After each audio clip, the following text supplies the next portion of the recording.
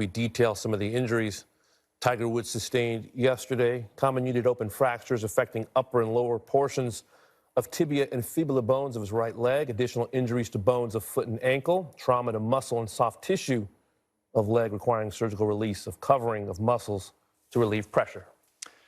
And with that, we will welcome in NBC News senior medical correspondent Dr. John Torres. Dr. Torres, can you in layman's terms explain what happened to Tiger's right leg and ankle? Certainly, and there are a bunch of different injuries here, and those injuries are all serious by themselves, but combined even much more so. So looking at the statement we have here, the comminuted fractures of the tibia and the fibula, those are the bones in the lower part of the leg. There's a bigger bone and a smaller bone. Comminuted means basically instead of one clean fracture, there's multiple fractures throughout. So when they go in surgically, they have to figure out how to get all those fractures back together. On top of that, they mentioned that it's an open fracture. That means that the bone has actually broken through the skin, and that can mean infection could come into the bone, so they have to watch that very, very carefully.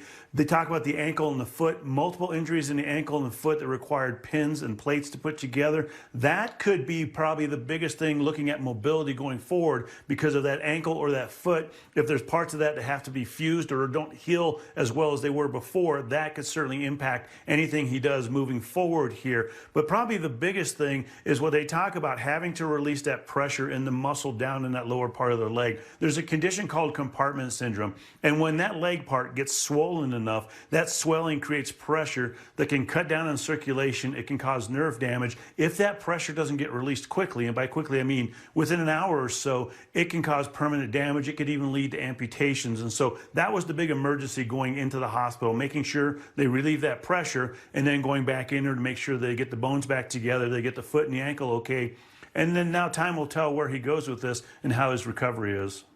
Dr. Torres, for someone that's undergone 5 back surgeries and still recovering from his 5th, how devastating is something like this to that portion of his body?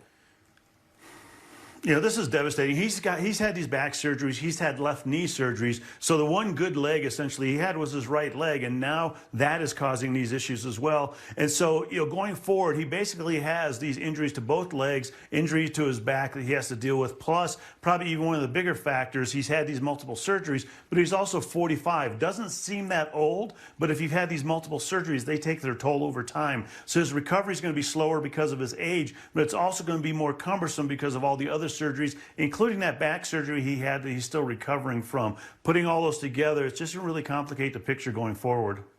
Dr. Torres, you were talking about recovery and realistic recovery for somebody in his mid-40s. What is a realistic recovery? What is somebody, maybe not Tiger Woods, but a 40-year-old that's going through this, what's realistic going forward?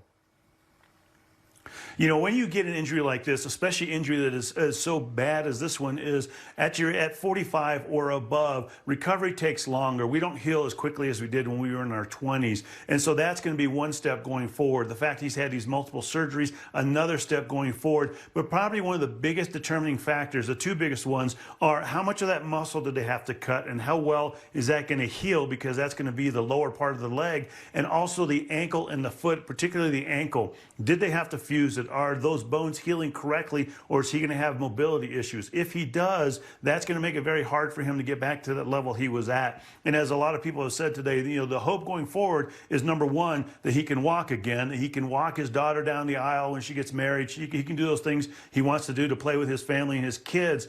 And then hopefully, the best case scenario, he gets back to the level of golf that he's used to.